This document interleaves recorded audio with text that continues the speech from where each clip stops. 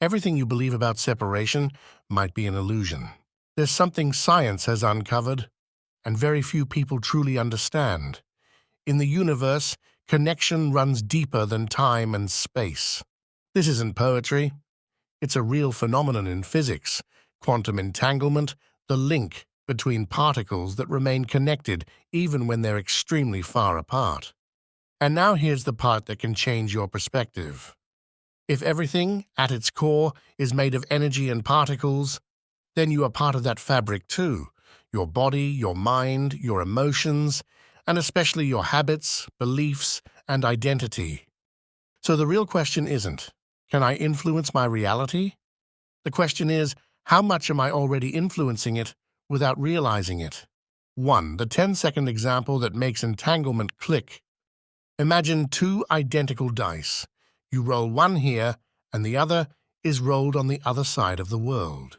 Now imagine that whatever happens, the result of the first one instantly influences the second. It sounds like magic, but that's the core idea behind entanglement. When two particles are entangled, what happens to one is correlated with the other, even across enormous distances. This was first discussed theoretically in the famous EPR paradox, Einstein-Podolsky-Rosen, and later tested in increasingly strong experimental ways, including work associated with Alain Aspect. Now pause for a second. If the universe works like this in the micro-world, what happens when you live as if everything is disconnected? And what if you started thinking as if you're inside a connected field, where what you are resonates with what you meet? 2. What almost nobody tells you, your antenna isn't just your mind. We assume thoughts stay in our head. But in everyday life, what matters isn't only what you think, it's what you broadcast. Why? Because your experience isn't driven only by your conscious mind. It's driven mostly by what's underneath, your subconscious. Your subconscious is like a radio that's on 24/7. It picks up signals, interprets threats, builds habits, chooses reactions, keeps you repeating cycles. And the uncomfortable truth is this: most of your life runs on autopilot. According to Bruce Lipton and other popular educators, a huge part of our daily behavior is automatic and rooted in early learned programs, a common view in the personal growth world.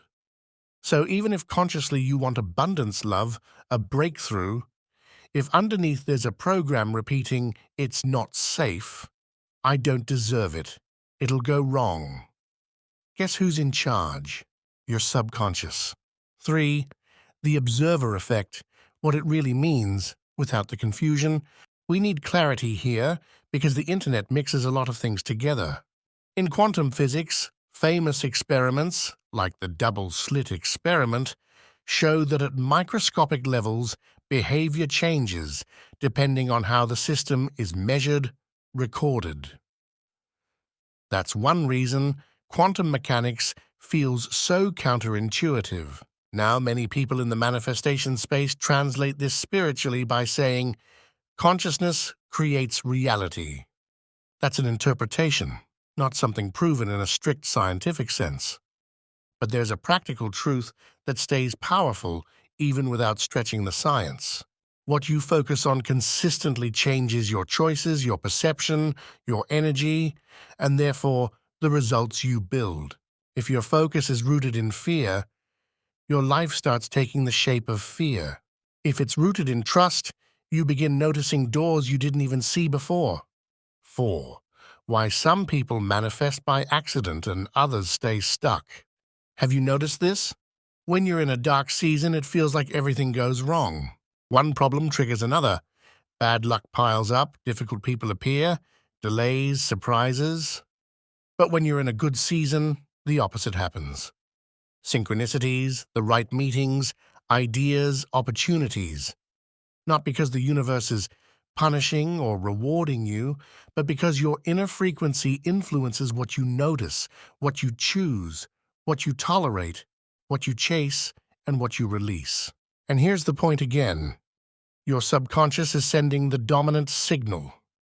So the question isn't, what do I want? The real question is, what signal am I sending without realizing it? 5. The hidden program that makes you lose the same way every time. As kids, we absorb phrases, examples, fears. To have money, you have to suffer. Love is complicated. If you show yourself, you'll get hurt. You can't have it all. You're not enough. And even if as an adult you say, I don't believe that anymore, your body reacts as if it's still true. This is where people burn out. They make vision boards, do affirmations, meditate, and then they obsessively check results, get restless, fall back into doubt, grip the wheel tighter, live in hypervigilance, and they send a crystal clear message to the system. I don't trust. If you don't trust, you don't open. If you don't open, you don't receive. If you don't receive, you confirm the program, and the loop continues. 6. 3 practical steps to shift your frequency. No magic. Let's make this real. 3 simple things, rarely done well. 1. Watch your inner dialogue. Not to judge yourself, to expose autopilot. Whenever a limiting thought shows up, it never works for me, ask, is this a fact or a program? 2. Enter the right emotional state before external proof. It's not enough to think, I want X. You have to train your body to feel, it's possible, it's safe, I'm ready. Breathwork, sensory visualization, real gratitude, not fake. 3. Act like the version of you who has already shifted identity. If you want abundance but act from scarcity, you cancel the signal. The subconscious believes actions, not words. Quick example. If you say, I deserve more, but keep accepting less, your signal is, I'm worth less. If you say, I trust, but check every minute, your signal is, I'm afraid. 7. The test that confuses everyone. When life provokes you, here's a dynamic that's central. When you start shifting frequency, obstacles often show up suddenly. Most people interpret it as, I'm failing. Often it's the opposite. It's like life is asking, okay, did you really change? Or will you go back to the old, you the moment something hits? Want more prosperity? An unexpected expense might appear. Want healthy love? An old pattern might resurface. Want confidence? A critique might show up. The question isn't, why is this happening?